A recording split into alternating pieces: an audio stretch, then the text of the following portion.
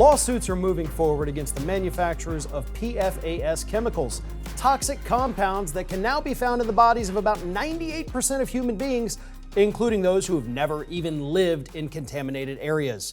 These newest lawsuits revolve around the use of these PFAS compounds in firefighting foam used on military bases, where we're seeing a sharp increase in diseases linked to exposure.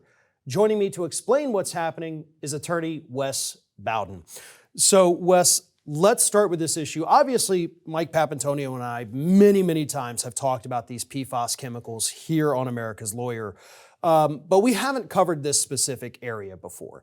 So we're talking about firefighting foam that is typically used, I don't want to say in excess, but it's frequently used on military bases.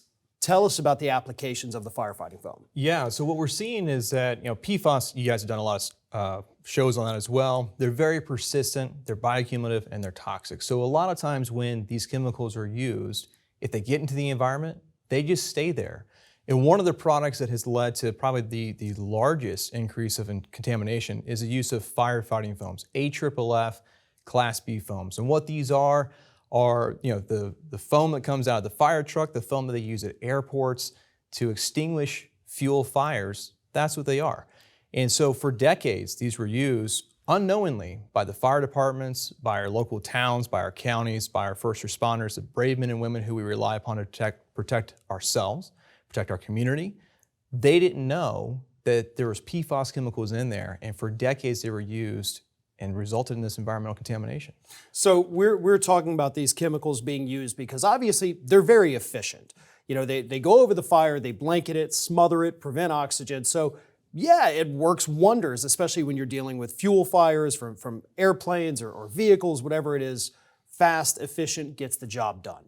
So for years and years and years, the manufacturers understood, they knew what's going into this product. We know what we've got in here, but there's no reason that everybody else needs to be concerned with this, which is typical. I mean, you've handled enough lawsuits. I've done enough segments on this. It always goes back to what the manufacturer knew and what they told the people using the products, right? Yeah, that's exactly right. I think you mentioned it earlier just now. Most of these foams were used for training purposes. You train. Most of it, 95% of this product that was used historically was for training purposes. And you're exactly right. What the companies failed to tell the end users, the firefighters themselves, was that this product needs to be contained. No matter when you use it, you collect it, you contain it, and you destroy it. Because they failed to tell people that, we're now faced with nationwide contamination, really global contamination. So that's a key element of one of the case that's going to trial here in about 2 weeks.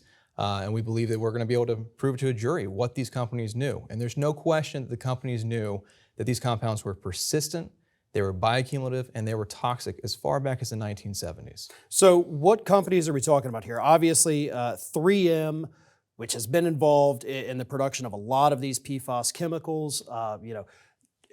Pap and I have talked about the DuPont case, obviously, with C8, the manufacturer of Teflon. It came from 3M and all of that. So are we dealing with 3M again in this instance? Yeah, again, we're dealing with 3M. 3M is the largest historical producer of PFAS substances. They were making millions of pounds a year, and it went into everything. It went into a lot of our household products, not just Teflon, but it was used in paper packaging, fast food wrappers. It was used in wire insulation. I mean, it was as ubiquitous as asbestos used to be back in the 1930s and 40s. And that's what we're faced with. It's not that these chemicals don't work. They do work. They work very well, but at what cost? And that's what we're just figuring out now, is this rampant contamination, not just of the environment, but you and I have this in our blood as well. And we didn't ask for it to be put there, and 3M doesn't have a solution for it to be cleaned up at this point. Right. There was a recent study that came out where they did tests on toilet paper brands from all over the country, the biggest, not just country, world. And the toilet paper has now been found to contain these PFAS chemicals in it because that is how prevalent it is in the environment. And as you pointed out, this stuff is bioaccumulative. So it's not just that it gets into our bodies and stays there. We're talking about trees that get cut down and used for paper products. I mean, the paper I'm holding right here, right now, likely has traces of PFAS chemicals in it does. Because this stuff is everywhere and it is used in I mean, we couldn't even sit here for the next hour and list all of the products that it has been used in over the last 100 years. That's how prevalent it is because, as you said, it works. It's super great as long as, you're never exposed to it because that's when the problems happen. So let's talk about the problems, okay? Mm-hmm. There is a laundry list of cancers that have been linked to the exposure of PFAS. So just kind of tell us, with the firefighting foam, what are we dealing with in terms of injuries? Yeah, so as you said, we're just now learning about the problems. Until 2016, companies were still allowed to use this. The EPA didn't catch on that it was widespread and in all these different consumer products until about 2010, and then they entered into an agreement with the companies forcing them to phase it out. And so that phase out just ended. So exposure to these compounds, whether it's through firefighting foam, through your drinking water, through any of these consumer products, repeated exposure has been linked with kidney cancer, testicular cancer, ulcerative colitis, and thyroid disease. The science is very strong for all of those. The science is now mounting as well for things like whether vaccines work in children. In fact, the EPA just used that study to help lower the health advisory level. They promoted this last March of this year, and it will become effective probably in the fall for a national drinking water MCL, or a maximum contaminant level, which basically is going to be, if you can detect it, you have to do something to get it out of there. So these diseases you can be at an elevated risk at very, very low levels. If you can detect it, you're at risk. And so right now we're looking at regulation that's sweeping, not just for firefighting foams, but for anywhere these products are used. Unfortunately, other countries have been a little bit faster than ours. Sweden, for example, has considered this to be a persistent organic pollutant for a while. New Zealand won't let anyone import even a grain of it into their country.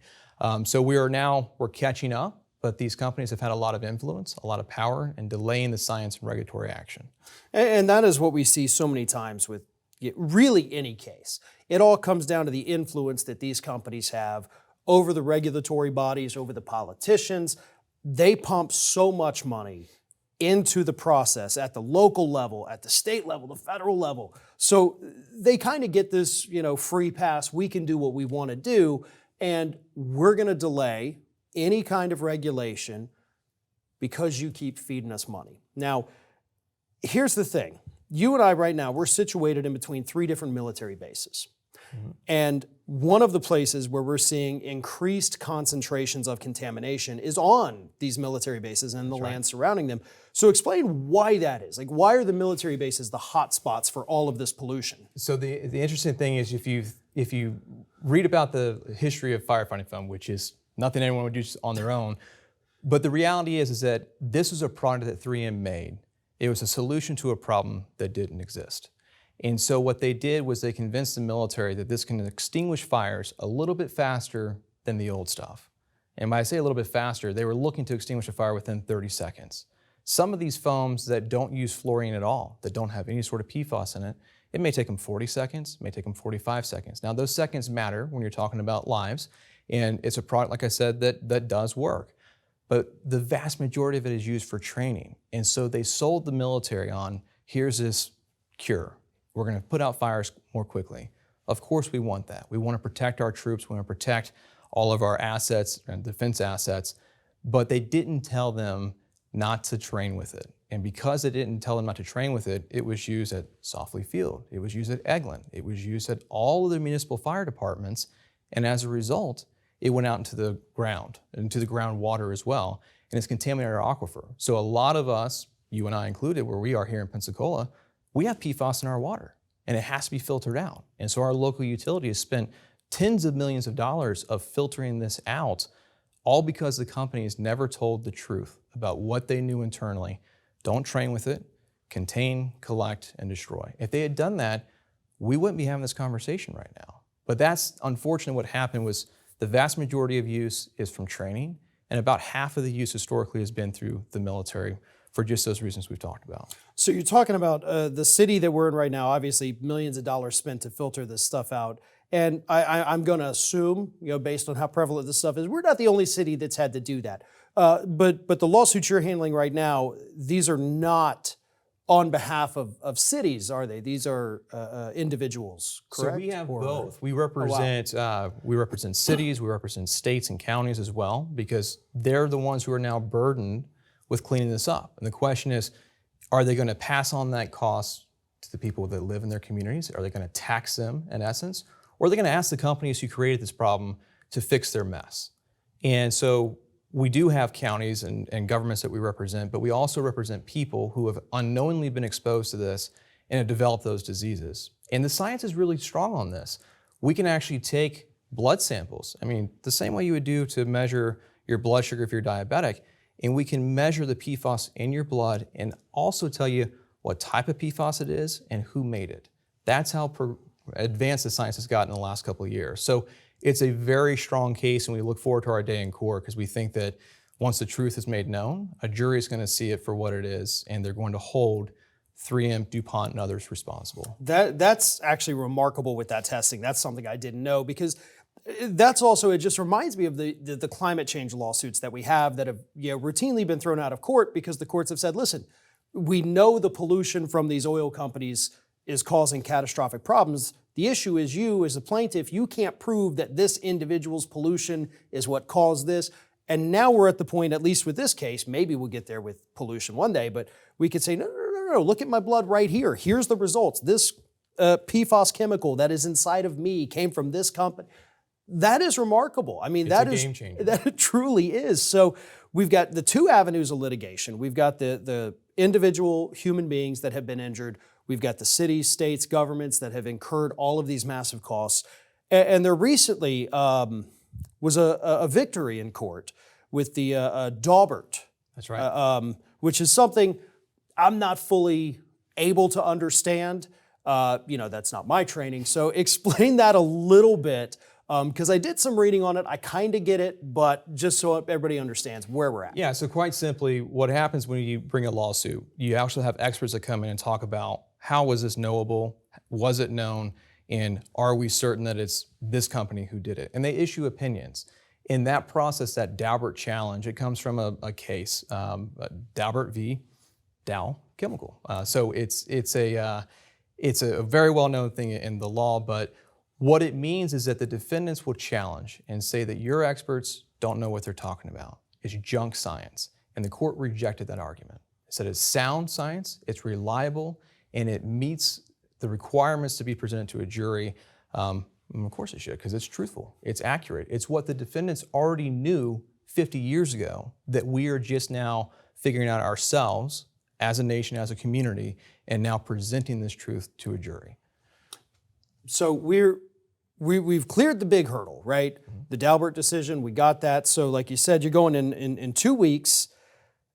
What happens if you win, which I have full faith in you. I have no doubt that you do. But obviously, you're going to end up with an appeal process here. Typically, that happens. But realistically, how long should the trial take? And then, if there is recovery for the victims here, do you have any idea of any kind of timeline we could be looking at? It's always things that are outside of our control. Of course, we want people to get their recovery now so that they can afford to remediate this problem. We first and foremost want to stop exposures to people who are drinking water, people who are living in the communities that have been contaminated. There's nothing we can do to control whether an appeal occurs or not. We put on our best case. We abide by the law, stay within our lane, put on the best case that we can. It'll probably take us about 5 or 6 weeks to do it, maybe longer, it just depends. But once that happens, you're right, there could be an appellate process. But importantly for people watching, the EPA is taking action now. The EPA has issued a proposed limit and are giving water providers 3 years to come into compliance. So we're not there yet. 3 years sounds like a very, very long time, especially when you're talking about a very potent carcinogen. But the regulatory landscape moves at a glacial speed. And so 3 years, the end is in sight for getting this out of our water system, getting this out of you and I, our water supply, and stopping exposure to everyone in our community, including our children at their schools, everyone who's exposed to this. So hopefully we're getting towards the end of what has been, I think, one of the most disastrous environmental concerns ever. And we wouldn't be in this position where the EPA is even taking any action had it not been for these lawsuits. I mean, That's right. we can sit here and say, no, the EPA would have caught on. Low. Been following the EPA for 20 years in my career. No, they wouldn't. If they're not forced to do something by either public outrage or by the lawsuits or by just overwhelming science beating them in the head, they are not going to do it. And sometimes even that isn't enough to make them do this. So Wes, full support for you. I have full faith in you that you guys are going to do a great job here. So thank you so much for joining me today. Thanks for having me.